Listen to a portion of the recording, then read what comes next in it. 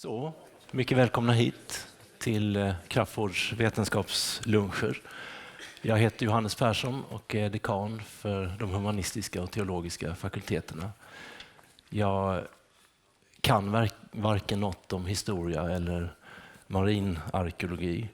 Men i Gribshunden så sammanstrålar det lilla jag vet. Jag vet att det har att göra med Christopher Columbus och Vasco da Gama, med Kalmarunionen och kanske varför vi är svenska snarare än danska. Det har att göra med skeppsmask och det har att göra med att det vi hittar här är trä och inte metall. Det hade varit annorlunda om vi hade upptäckt det här skeppet i något annat hav. Den danske kungen Hans flaggskepp Gribshunden var 1495 på väg till Kalmar. Resan var av stor politisk art. Målet var att åter få in Sverige i Kalmarunionen och att Hans då också skulle bli Sveriges kung, vilket han blev senare under ett par år. Men när man 1495 ankrade vid Stora Ekön utanför Ronneby bröt en eldsvåda ut, tror man. Fartyget sjönk och enligt medeltida källor så förlorade kungahuset vid den här förlisningen några av de värdefullaste föremål och kläder som man hade i sin ägo. Vraket återupptäcktes på 1970-talet av sportdykare. Och Gribshunden är idag sannolikt det bäst bevarade skeppsvraket från 1400-talet. Det är dessutom samtida med Columbus skepp och Vasco da Gamas och av samma typ, bara större och mer kraftfullt. Av Columbus skepp kommer vi inte hitta några rester. Ett utav Vasco da Gamas ligger kanske söder om Afrika, men där kommer vi inte hitta något trä. Här i Gribshunden hittar vi nästan ett intakt skepp. Det gör det här till ett fullständigt unikt och mycket intressant fynd. Marinarkeologiska undersökningar gjordes i början av 2000-talet av Kalmar läns museum och sedan 2013 så har det varit Lunds universitet, Södertörns högskola och Blekinge museum i samråd med Länsstyrelsen i Blekinge och Ronneby kommun. Crafoordska stiftelsen är huvudfinansiär av det här projektet och många internationella forskare deltar, bland annat från USA, Storbritannien, Italien och Danmark. Totalt är det ett 40-tal forskare från 10 länder som deltar i undersökningarna. Lunds universitet och de humanistiska och teologiska fakulteterna är mycket stolta över att genom vår alldeles egen marinarkeolog Foley och hans dykledarskap för hela det här gigantiska projektet spela en central roll för undersökningarna av Gribshunden och de dolda skatter och den häpnadsväckande närkontakt med några av den mänskliga historiens mest intressanta epoker, den viktiga brytningstiden i världens utveckling som det här projektet kommer att ge oss kunskap om. Det är som att öppna ett fönster ned i Columbus och kung Hans tid. En resa på 500 år på några minuter ned till botten, har Brendan sagt i en intervju. Crafoords vetenskapsluncher arrangeras i samarbete mellan stiftelsen, Lunds universitet och Lunds stadsbibliotek. Och alla föreläsare som uppträder har fått forskningsanslag från Crafoordska stiftelsen. Crafoordska stiftelsen grundades av Holger Crafoord 1980 för att främja vetenskaplig forskning och utbildning, men även att främja vård, fostran och utbildning av barn och ungdomar. Stiftelsen har sedan starten delat ut fantastiska nästan 2 miljarder svenska kronor. Crafoords vetenskapsluncher äger rum varje onsdag här under vårterminen och nästa föredrag kommer att vara den 19 februari och det kommer då ha titeln När bakterier ömsar skinn Och det är en forskare i translationell medicin från medicinska fakulteten, Farshid Jallavand, som kommer att föreläsa då. Så mycket nöje idag.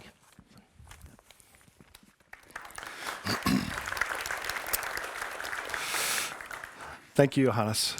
Thanks to all of you for coming out on a very uncomfortable day outside. So I hope I can be entertaining. And thank you to the Crafoord Foundation for attending today and for making this entire project possible. We couldn't do it without you. So the ship that changed the world. It sounds like hyperbole, but I believe it's true. Gribshunden, as Johannes pointed out, is very similar to the ships of Vasco da Gama and Christopher Columbus.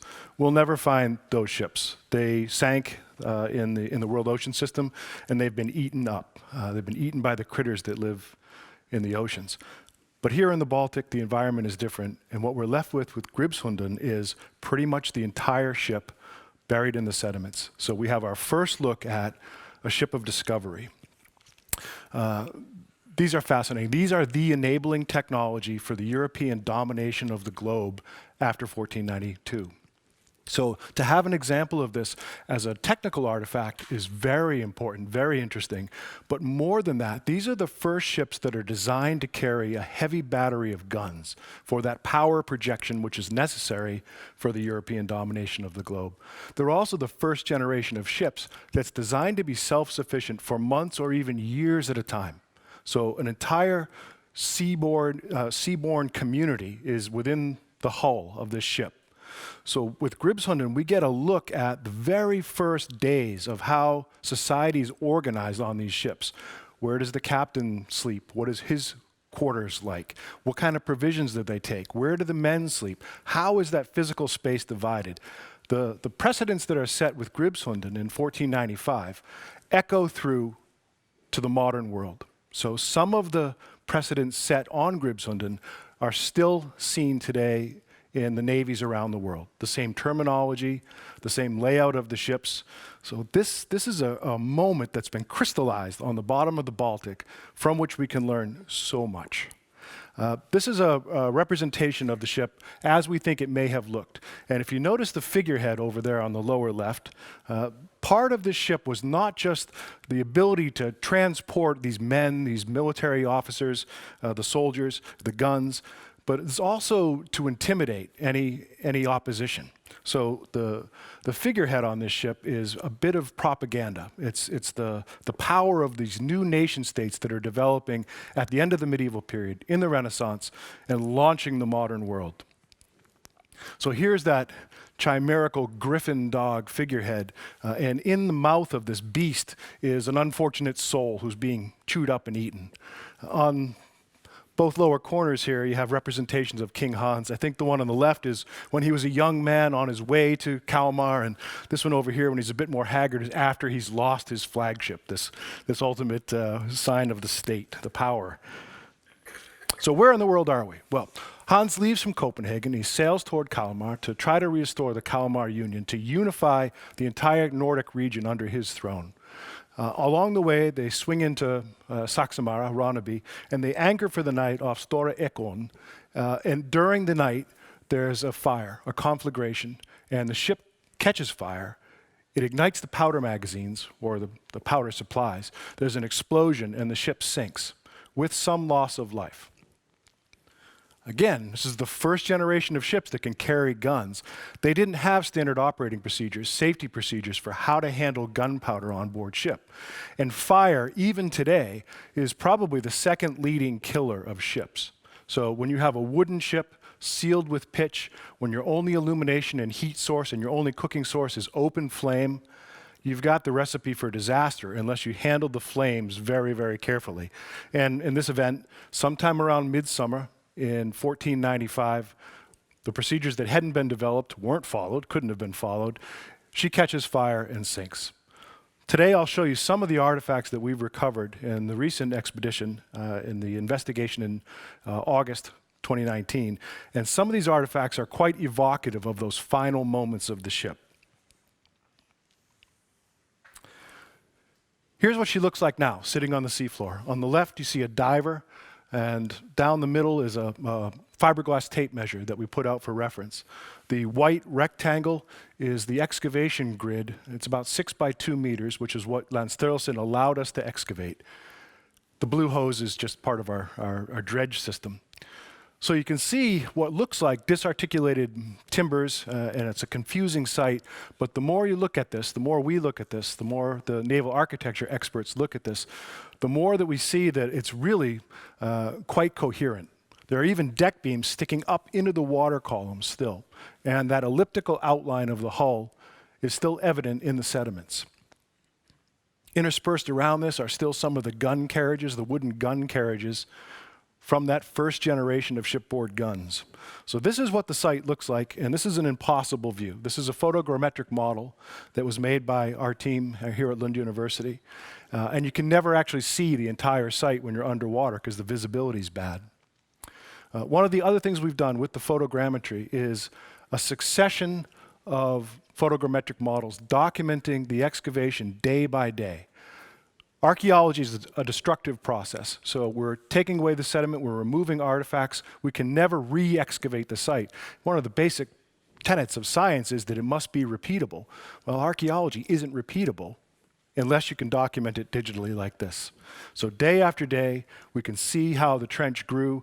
We can place the artifacts back into our digital models. So in a way, we're making archaeology a pure science. We're making it repeatable. This, by the way, is the work of Paula de Rudis, who's one of our PhD candidates in the archaeology department at Lund. This is more like the view that you get day to day. So this is video taken of actually me excavating, and this is down in the hold toward the end of the project, the last week of the excavation. In the center there, that's a barrel, an intact barrel. So we started to disassemble it, removing the staves so we could see what was inside of it. And the inside was still perfect, just pristine because of the preservative qualities of the Baltic. Here's one of the great artifacts that we recovered, which I'll get to later. It's a wooden tankard that fell down into the hold, still with its cover intact. In fact, this whole thing was so intact that when I started to uncover it, remove the sediment, it began to float away. And I thought, I've never seen an artifact behave like that.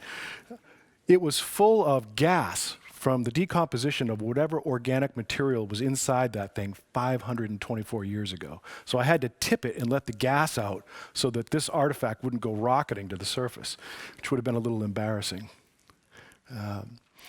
So all this wood, firewood, wooden barrels, all sorts of organic materials preserved down in the hold of the ship. It gives us this look at what they were eating, what they were feasting with, how the king was going to impress Sten Sture and the other Swedish noblemen with his feasts. So why is the wood preserved here and nowhere else? It's because of the low salinity here in the Baltic and the low temperature and frankly the low dissolved oxygen levels. So the shipworm, Teredo nivalis, cannot survive here in the Baltic, or at least it can't reproduce. Every once in a while there'll be a pulse of saline water that comes in and carries Teredo nivalis, but the salinity is not high enough for this critter to reproduce, and these make their living by eating wood. So everywhere else in the world ocean system, a ship sinks and it's like a cheese crudité falling into a party. Everyone comes and eats it, and particularly Teredo nivalis. But here it can't live. So absence of Teredo nivalis is what gives us the ability to reconstruct ships from the very deep history. So on Gribshunden, we had an assortment of colleagues from really around the world coming to study the hull structure, to see for themselves, with their own eyes, this first intact ship of discovery. So Johan Rundby there from Södertörn, Krum Bakarov, who's Bulgarian, but now is at University of Connecticut in America, and John Adams from Southampton. And one of their sketches that they made, just looking, underwater sketch, I wish I had that kind of talent, to document the site. These wooden barrels absolutely fascinated me. I had never seen anything like this. I've spent most of my career working in the Mediterranean, working on shipwrecks that are thousands of years old. But in the Mediterranean, Teredo nivalis lives. So any wood is pretty much gone. And the ancient Greeks, the ancient Romans, they didn't use wooden barrels, or at least we don't think they used them very much. Instead, their analog to the wooden barrel is the ceramic amphora. For the last 70 years, really, since World War II, one of the foundations, one of the bedrocks of classical archaeology has been study of amphoras, these cargo containers, these transport jars. There's been no study of wooden barrels here in the Baltic, and I think this is absolutely ripe for study.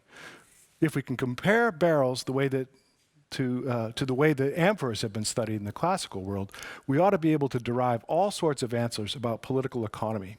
So number one, where are these barrels being made and what are they transporting? What's the lifespan of a barrel? Can we use barrels to date unidentified shipwrecks, the date of sinking? Are they made on a standard volume? And if so, who's determining the standard? Does that standard vary from region to region and through time? There's a host of questions that we can ask of barrels.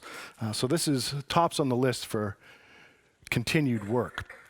The way we can get at these questions is first through dendrochronology, tree ring dating. And it just so happens that here at Lund University, we have one of the world experts on dendrochronology sitting in quaternary geology. So Hans Linderson has a network of colleagues around Europe, and they can take pretty much any piece of wood from the historical period, actually even back into prehistory, and figure out when the tree lived and where it grew. So we can do that with the barrels and get at some of these questions. And then some of the other things we can do at Lund include analytical chemistry, so organic chemistry analysis of residues that may be contained on the barrel staves, and ancient DNA analysis too. So all these things put together can give us this picture of the economy, the political economy of the medieval period here in Northern Europe.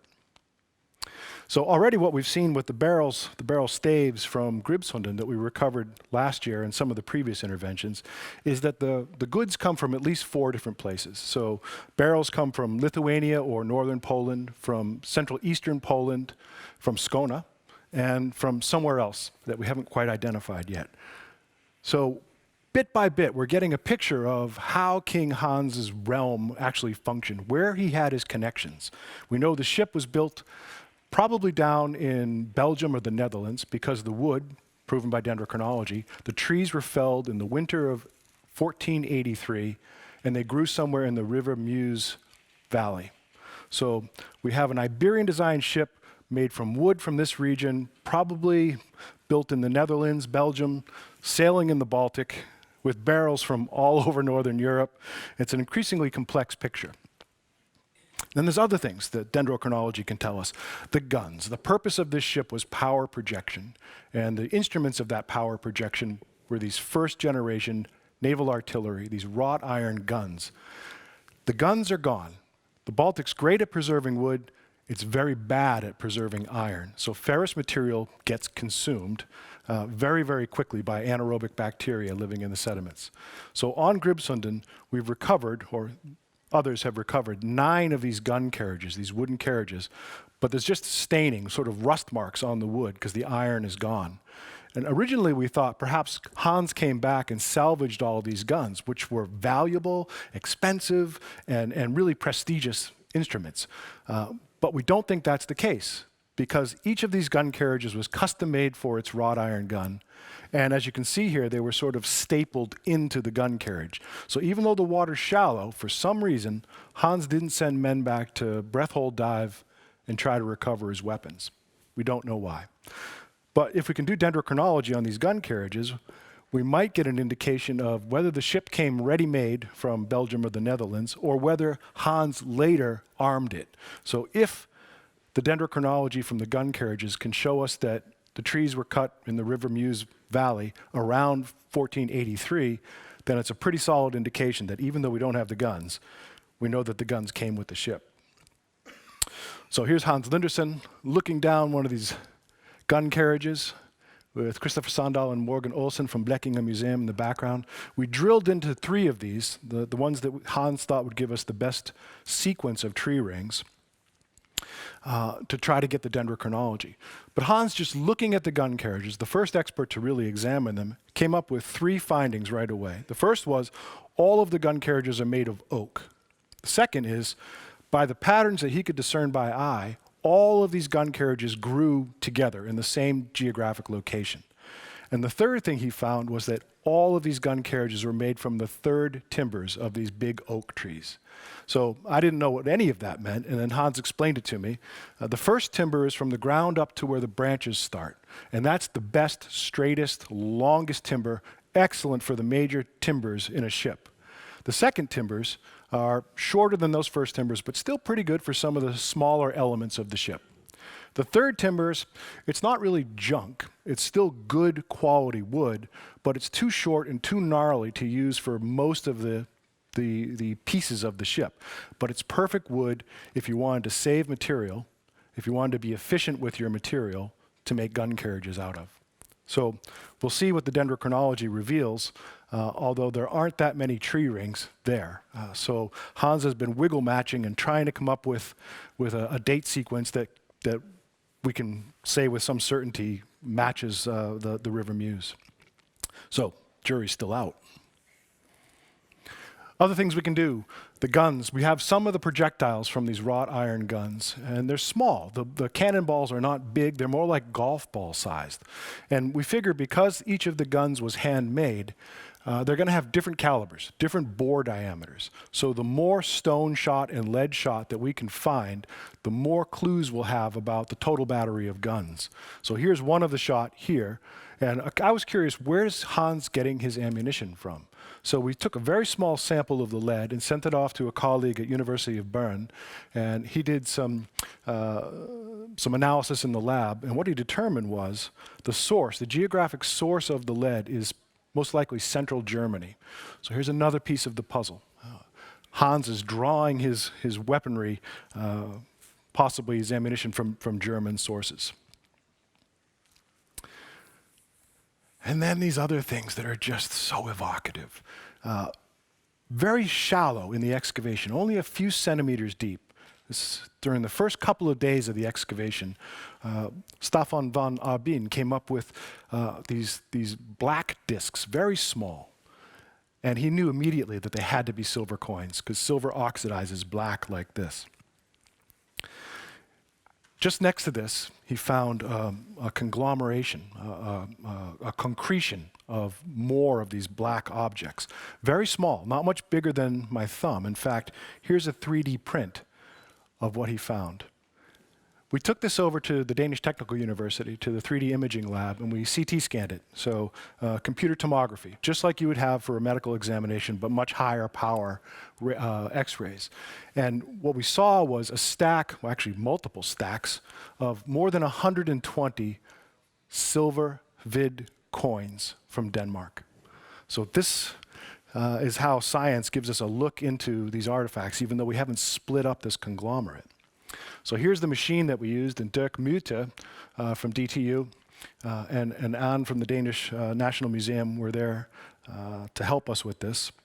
And I'll show you what some of that imagery, some of that data looks like. So here are examples of the coins that we're talking about from the Blekinge Museum study collection. We have them here at the Lund Historical Museum too. But as we move up through the stack, you can see some of the printing on both sides of these coins. Gitte Ingvardsson, who's a PhD candidate at Copenhagen University, working here at the Historical Museum, I showed her this data and she said, these are coins minted in Aalborg and Malmö. We've got both of the mintings from Hans. Amazing. I think it's pretty definitive. You can actually read the coin, and compared to this one, it's the exact same coins. So more than 120 of these small denomination silver coins. I asked it to, how much is that worth? Is that a lot of money? Is this something that a soldier would be carrying? Is it the pay for a senior mercenary, or is it something that a nobleman only would carry? And her interpretation is that this is a fair amount of money, and it's definitely not a common soldier or sailor. So this is probably the purse of a nobleman. So as a numismatist, she's quite interested in this because it gives clues about coinage and monetary circulation in the Renaissance period. But for me, it's more important than that. Each of these coins weighs about 0.8 grams. So 120 of these coins, we're talking about 100 grams. It's not a lot of weight, and it's not a lot of size. Yet someone left it there, either fleeing for their life in the conflagration on board the ship, or someone died right there with this on their belt, in their purse. So it gives us an insight into those last frantic moments of panic as Gribshunden burns up and sinks away.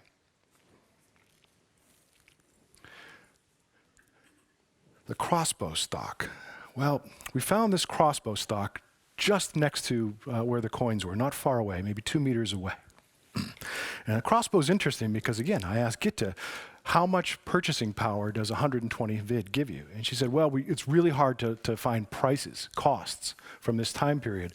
But we have one record where a crossbow in 1495 is sold in Sweden, and it costs 60 vid. So it's an expensive weapon. They're ornate weapons. They're not for the underclass. So it's a fair amount of money represented in that purse of coins. So the crossbow stock here, this is fascinating because what we're seeing is the mix of medieval and early modern weapons. The bow weapons, like the crossbow, and the gunpowder weapons, like the arquebus stock that we also found, and the main guns. We also found edge weapons, remnants of pikes and handles of daggers. So the whole range of weaponry. We 3D modeled this with a structured light scanner. Thank you, Crafoord Foundation, for buying us the structured light scanner. And then we 3D printed it over at Lund Technical, LTH, Lund Tekniska Högskola. I'm still working on my Swedish. It's been a while. It's coming very slowly. So from this stock, we were able to derive a lot of information about what the original crossbow may have looked like. So we commissioned a craftsman in the UK to make us a replica so we could do some experimental archaeology with it. But I've never shot a crossbow. I don't know anything about crossbows. Fortunately, the world champion antique crossbow shooter lives right here in Skåne. It's Lena Eklund, and she was delighted to come out and show us her competition bow and look at our stock and do some interpretation of this object compared to what she knows about crossbows. And she demonstrated all this for the cameras for the international documentary film that's being made about this. Here's the crossbow that we had made in the UK, and as soon as we sort out the weapon license problem, we'll get this over here. I spent 2 hours at the police down here saying, all I want is a license to use this thing for 2 days, and then I'm going to give it to the museum. And unless I'm going to hunt with it or target shoot with it, and unless I shoot for a year in a club, they won't issue me the license. So I'm still coming to grips with the difference between American firearms rules and Swedish firearms rules. So we'll get there. So what we want to do with this is actually figure out the destructive capacity of the weapon. So we've bought a Doppler chronograph so that we can get accurate measurements of the velocity of the bolts coming out of this crossbow. We've purchased a ballistic gel dummy, the kind of targets that the police, the FBI, all of the national police use when they're doing ballistics examinations, usually because of murders, and we want to try to find out what's the rate of fire, what's the effective range, what's the destructive capacity of this kind of weapon, and then ultimately compare it against all the other weapon types that we get on Gribshunden to get an idea of exactly how much violence King Hans could inflict in 1495. So this is slated for the spring or as soon as we get the weapon license. Other things we found, chainmail armor. The iron, of course, has gone away of the shirts, but what remains is the bling, all the pretty decorations, the yellow metal, probably the brass rings that formed around the neck and on the cuffs and as the belts around this. We've got the yellow metal from a couple of different locations now, so a couple of different suits of armor, of chainmail armor. Fascinating, and even more important, there was a very small yellow metal ring that was in context with the chainmail armor. It looked like a modern washer, really very small. But just looking at it closely, we thought we could see some lettering on it. So just last week, we got the results of the X-ray of this small yellow metal disc, and it does indeed have an inscription. And this is very rare, very rare. Probably in the medieval period, more chainmail armor had maker's marks or incantations for safety on them, but only about 3 or 4 examples are known to exist now, one of which is on display at the Metropolitan Museum of Art in New York City.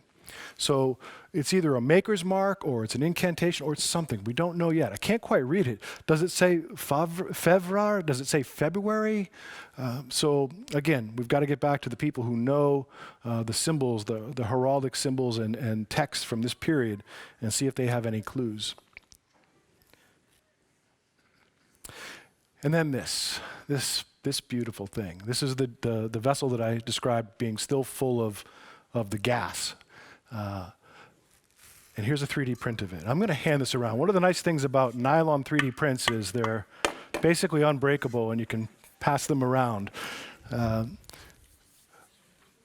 This is quite an astounding piece of technology in its own right.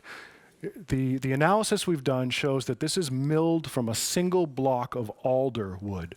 Alder is very, very good in moist environments. So if you want to have a drinking vessel on board a ship, this is a pretty good wood to make it out of. But what's most impressive, I think, is that it's a complex shape. It's not just a simple cone. And there are plenty of tankards that exist from the medieval period, but they're usually stave built, like a barrel. This one is the only example that anyone I've talked to has ever come across that's a single piece. Even the handle. We took this down to DTU and CT scanned it as well. And we were expecting to find that the handle had been sort of attached onto it somehow. Not the case. The whole thing's milled out of this single piece. You can see the tool marks on the handle. So the handle's been carved, while the rest of this thing has been probably turned on a lathe of some sort. Now, that blew my mind because as a historian of technology, I always was told that Thomas Blanchard, a mechanic at the Springfield Armory in America, in Massachusetts, was the one who invented a lathe that can turn eccentric shapes. And he did that around 1819, 1820. And the reason he did that was he was trying to turn interchangeable gun stocks from musket rifles.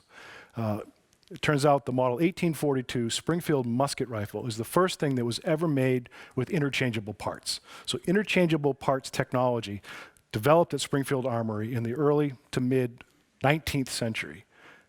If what we're seeing here is an object that's turned on some sort of eccentric lathe, then the idea predates Thomas Blanchard by more than 3 centuries, and I think that's really quite interesting.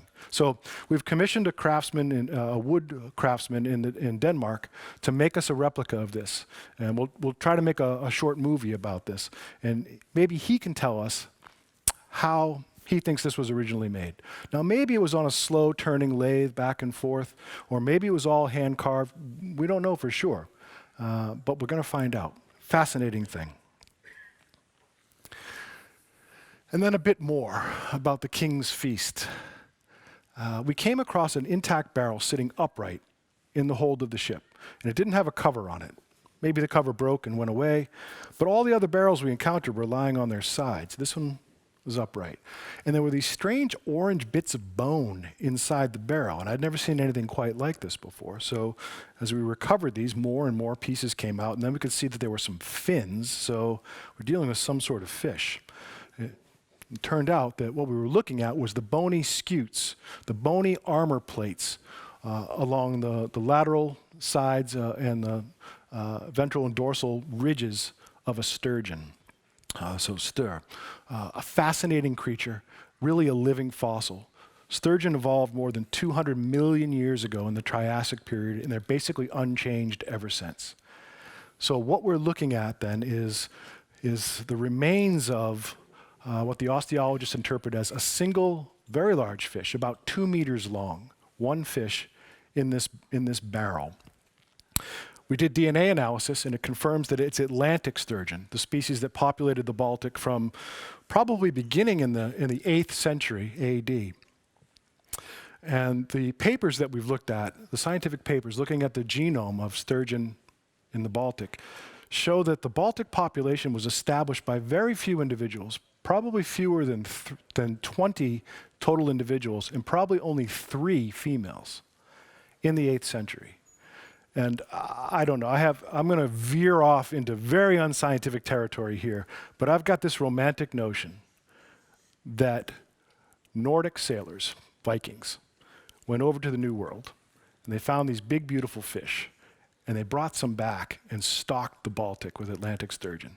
Now, I don't know if that's true, But I love the story. And just last week, I was giving a talk over in Ronneby, and one of the docents at the museum said, do you know there's a runestone in Norway set up next to a lake that says that in the 10th century, so-and-so came back and stocked this lake with fish that he had brought back from the New World. So maybe it's true, or maybe it's just a romantic notion. But we'll find out. Anyway, we've got DNA evidence showing that it's Atlantic sturgeon represented in that barrel, and that's the species that was here in the Baltic. And that's important because it's an indication that possibly this is a chance find, a chance catch during the voyage, and this beautiful fish is presented to the king. Maybe for a feast, or maybe to use for his other purposes. It's an expensive, valuable fish. So to tie all this up, I think that Gribshunden is going to be one of the most important archaeological sites in the world in coming years. The site's been known and identified for about 20 years, but this is the first time that we've done any real investigations. Proper excavation followed by comprehensive scientific analyses. Lund University is the right place for all of this. It's like a hand in a glove. It's a perfect fit. And Blekinge Museum and Ronneby Commune are interested in making a dedicated museum to Gribshunden, along the lines of Vasa, but without raising the ship entirely, mostly relying on digital representation, so computer-generated data and engagement with the public, which fits us perfectly. So as part of this publicity campaign, and actually to signify just how important this site is internationally, the premier science television program in North America, NOVA, which is broadcast on the Public Broadcasting Service, they came over and followed the expedition, the investigation this year. And later this year, this will be broadcast in America. I'm hoping that NOVA is going to give us the okie doke to have a premiere here in Sweden, so that we can show it to the folks here in Lund and in Ronneby, and really show with much more detail all of the investigations that we've done on this very important shipwreck. And then more locally, perhaps some of you saw it just a week or so ago, Antikrundan came. They were filming in Ronneby when we were there, and they were there on a Tuesday, and the tankard came up on a Monday. So perfect timing. And they made it their premiere object for the show. So good publicity here. A little bit of difficulty because there's always a bit of indigestion whenever any kind of value is put on an archaeological artifact. But in this case, the experts assessed it only for its insurance value, not for any sort of resale value. So I hope that placates people. As they say, any publicity is good publicity. So, but here's a question. It's a wooden tankard. It's very interesting. It's probably very important. Maybe it belonged to the king, but it's still a piece of wood. The historical records indicate that Hans had with him not just the noblemen and their purses of silver coins, but there's probably going to be some amount of gold and silver on this wreck, given the mission that the ship was on and the king was on. So we better learn how to deal with these sorts of finds right now. We better come up with a plan with the authorities in Stockholm about how we're going to portray this, how we're going to release this information to the public, how we're going to conserve and exhibit. What if we come up with a fair amount of gold? You know, every archaeologist's nightmare is to find gold because it just opens up a can of worms. But we better be proactive about it. So this is also on the list for the next few months to try to get ahead of this. And with that, I will close by saying I get to be the one who stands up here and talks about this, but I'm just the face of a huge group of people, scientists and experts, who are really doing a lot of the hard work here. So many of them here at Lund University, but Blekinge Museum and Ronneby Commune and all these other universities, and of course the field team, the divers and videographers and photographers as well. And none of it happens without the people who fund it and the institutions who fund it. So thank you again, Crafoord Foundation. And with that, I think we have a few moments for questions, and I'd be happy to entertain them. Thanks for your attention.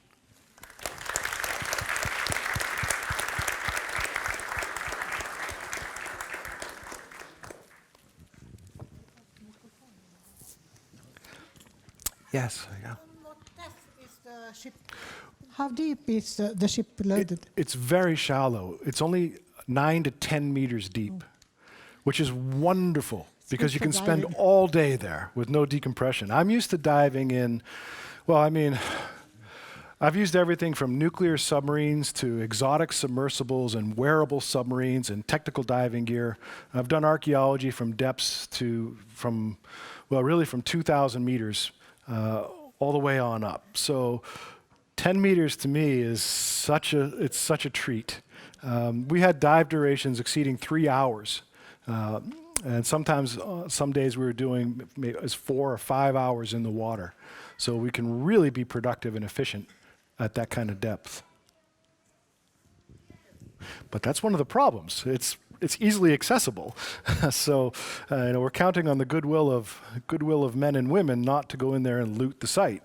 And that's a risky proposition. So, yes. How can you keep people from I'm sorry. Yeah. The question is, how can we keep people from diving the Yes. wreck? How can we keep them from looting it? This is an ongoing problem. It's an open question how to do that. Now, we can set up surveillance cameras on Store Ekon. We can have the Coast Guard pass by in their vessels and in the helicopter flying over. But that's not interdiction. That's just observation. So even if you see a boat out there, unless you can get the registration number of it, then how do you penalize people? I think the best way to protect the site is to publicize this, to make it known to everybody, to make it known what a unique archaeological and historical resource this really is, and have everyone invested in the success of the excavation and the scientific study. We're never going to be able to have the site completely protected. So we need to educate the public to respect the site. And I think here in Sweden, we can do that probably more effectively than anywhere else in the world. Question. Yes. Was King Hans on board, and how many survived? King Hans was on board. And the way the story goes, and this is drawn mostly from the Chronicle of Sten Sture, which is definitely a victor's history. One of the people that was on board the ship was the mathematicos, the natural philosopher, the alchemist of King Hans' court. And the way the story comes down to us is that he had a vision that something calamitous was about to happen, and he warned the king to leave the ship. So Hans is not on board Gribshunden when the fire breaks out, so Hans's life is saved. The mathematicos, again, according to the Chronicle, is blown out of the ship when the explosion happens. He flies through the air like Superman and dies. We don't know how many people were lost. We're expecting to find human remains. It's hard to escape a ship that's burning. So certainly there's some loss of life, but we don't know how many. We don't even know how many were on board. Some of the records suggest maybe 150 men, which is entirely plausible for a ship this size. But we don't know. As we continue to excavate, we'll find answers to these. We've looked at less than 2% of this shipwreck site right now. So 98% or more is out there. And every square meter, every cubic meter gives us a wealth of information. So further on that note, are you expecting more literary records being come up, or describing the events more clearly? Or? I hope so. One of the things we must do is get a Danish historian into the archives in Copenhagen and go through all the material that remains. It really hasn't been done in a systematic way. One of the problems with the site, it's so hugely important. It's been known for 20 or more years, but there really hasn't been a dedicated, focused effort. There hasn't been a principal investigator, a chief scientist sort of directing all of this. And I hope that in the coming years I can play that role. And I don't have to do all the analyses or go into the archives myself, but at least I can help coordinate all of the effort. And then I think the story will be told in full. Now it's only a limited excavation you're doing. You said 2 times 6 meters, if I recall it. And how do you finance the future? And how long is the financing today? Yeah, this is the stickiest problem. Crafoord's been very generous. We hope that Crafoord will help again. But this is going to come down to a constellation of funders, I think. I think we're looking at a decade of excavation there. If we want to bring to fruition this museum project for the good of Ronneby commune and Blekinge region, that's what it's going to take. If we want to do service to the science, that's what it's going to take. So in the past, on my other projects, I've had budgets that exceed $1 million a year. So I know it can be done. But in those circumstances, it's been private foundations, private individuals, corporations, and then the usual funding sources from the government agencies. So right now, we're putting in grant proposals to as many different foundations and government agencies as we can. And I've got a meeting coming up with a representative from IKEA soon, looking for those corporate sponsors. There's the Danish side of Øresund too. We need to get the Danes involved in this in every way. And that's the path forward, I think. VR proposals will be due in March. Gribshunden will be the topic, one of the topics that we propose.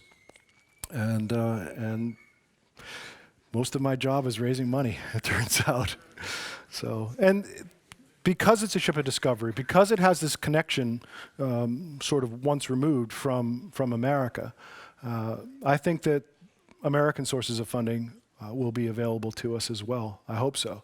When the Nova is broadcast, it's sort of it's a win-win, I guess. I was really hoping that the Nova would be broadcast in the spring before all the grant proposals are due, but it's taking some time, and they're probably going to broadcast that in the autumn. Well, that's fine, because they'll probably pick this as one of their premiere shows for the year, in which case they'll bring it to press tour in Los Angeles, and it'll get a lot more media attention and more viewers. The last time I did a film with Nova, it got 5 million views in a week. And that was not on really an archaeology site. It was on a crashed World War II bomber. So a very different kind of project. But I think when the Nova is broadcast, it will draw a lot of public attention, and I hope funding attention in the United States, in North America, that we can bring to bear. It's not that expensive, actually, as it turns out, because it's so shallow. So something less than £1 million a year will fund the field work for sure. The expensive bit is the conservation and the scientific analyses that follow, and the salaries of people like me. So, yeah. Is there any kind of scanning techniques or something like that, so you can get a global view of the whole site? The answer is no, really. Okay. What would be wonderful is acoustic tomography. So like the computer tomography that we did on the stack of coins, if we could do that with acoustics around the shipwreck, it would be great. But I've tried some of this back in the day when I was at MIT and then later at Woods Hole Oceanographic.